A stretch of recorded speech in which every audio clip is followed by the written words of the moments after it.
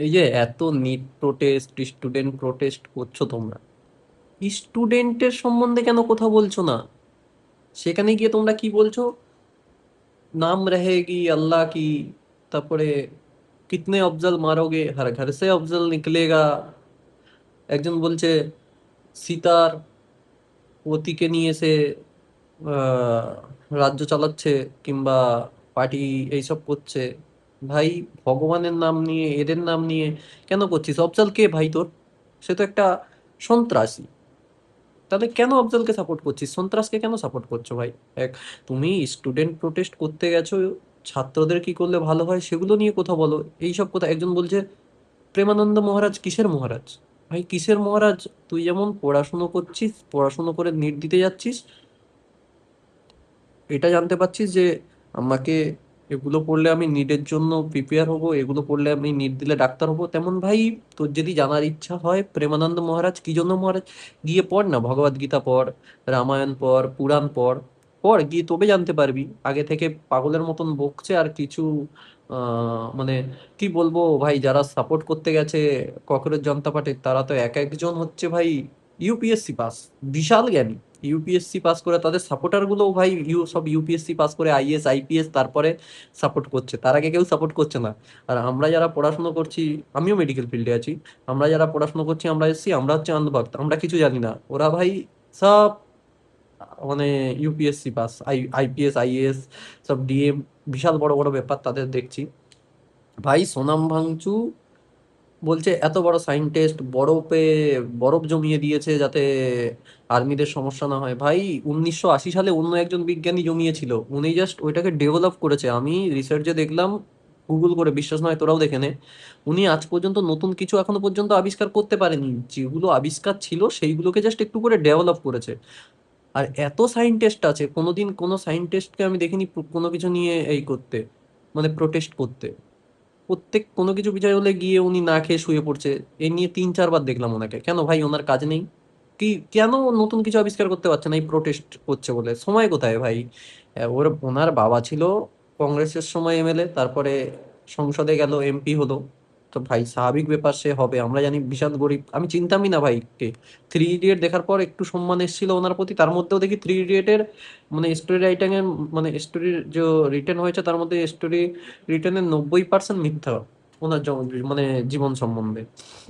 এক, দুই, ভাই তুই গেছিস নিটের প্রোটেস্ট করতে গিয়ে, কেন ভাই পাথর ছুড়বি, কেন ইট ছুড়বি, কেন লরি ভর্তি পাথর নিয়ে যাওয়া হলো? তুই তো গেছিস স্টুডেন্টের প্রোটেস্টের জন্য, যেটা খুব সেন্সিটিভ এলাকা, পার্লামেন্ট। মানে 26/11 হামলা হলো, তারপর থেকে ওখানে ঢোকা নিষেধ, তোরা ঠেলে ঢুকে যাবি, পুলিশ তোদের মারবে না, ছেড়ে দেবে। আর ভালো কথা, পুলিশ যখন লাঠি চার্জ করছিল তখন কোথায় ছিল ভাই সিজেপির যে মেন প্রধান, কি অঙ্কিত না অভিজিৎ, অভিজিৎ মেবি, অভিজিৎ কোথায় ছিল? যে ধ্রুব রাঠির মতলব ভিডিওর যে রাইটার, যে সব স্ক্রিপ্ট লিখতো, সে কোথায় গেল? মলে কি হাওয়া খাচ্ছে? বাকি নেতারা কোথায় গেল? মার খেলো কে সাধারণ মানুষ? প্রোটেস্ট কেন হচ্ছে জানো এদের? মানে কেজরিওয়াল কেন আসছে? যাতে একটা বাংলাদেশের মতন আন্দোলন করে ওঠানো যায়। ভাই এটা বাংলাদেশ না, আন্দোলন করে পারবি না এখানে, কিভাবেও হবে ভাই। তোরা, ভাই 140 কোটি ইন্ডিয়ায় মানুষ আছে, কতজন গেছে ভাই? 5,000 মানুষ গেছে, 5,000 মানুষ গেছে, 5,000 প্রোটেস্ট করে তুলে দিতে পারবি? কোনোদিন পারবি না। ওখানকার সরকার ভালো, প্রথম থেকে লাঠিচার্জ করেনি। এটা উত্তরপ্রদেশে করে দেখতে পারতিস, এখন এসে বাংলায় কর না, পশ্চিমবঙ্গে কর, মেরে চামড়া গুটিয়ে দেবে এখন। কারণ ওখানকার সরকার ভালো, স্টুডেন্টদের জন্য ভেবেছে তাই করেনি।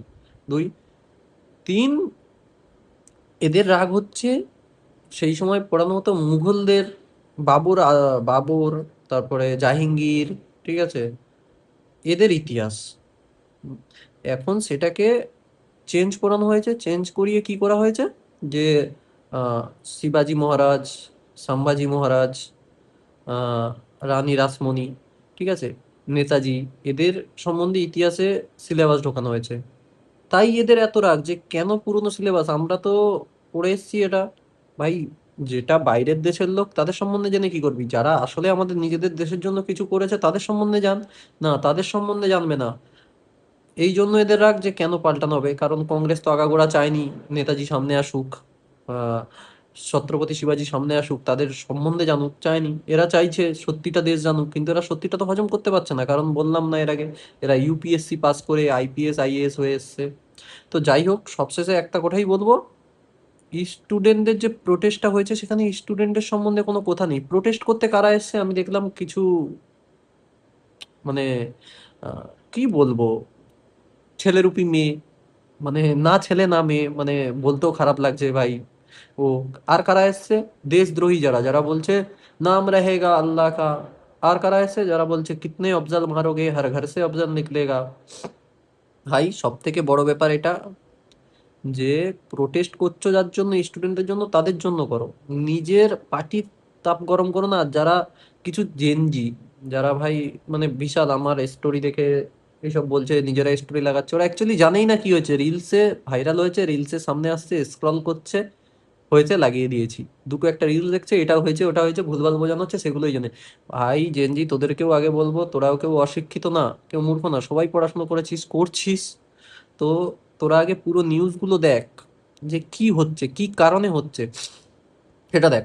যেমন সব থেকে বড় ব্যাপার, মানুষ কিভাবে মূর্খ দেখো, এক্ষুনি জিজ্ঞেস করো বিরাট কোহলি কোন ম্যাচে কত রান করেছে, কোনটায় শতক মেরেছে, কোন সালে আইপিএল জিতেছে, এরা বলে দেবে যে এই বছর এই সালে এত সালে আইপিএল জিতেছে কিন্তু জিজ্ঞেস করো যে তুমি ট্যাক্স, যে মানে ট্যাক্সের যে টাকা দিচ্ছ, ট্যাক্সের টাকা কোথায় যাচ্ছে, কি কাজে লাগছে, কেউ জানে না, কেউ জানে না। তো ভাই এরা হচ্ছে জেনজি ভাই, রিলস দেখালো। ভাই আগে পুরোটা জান, তারপরে বলবি। পাগল।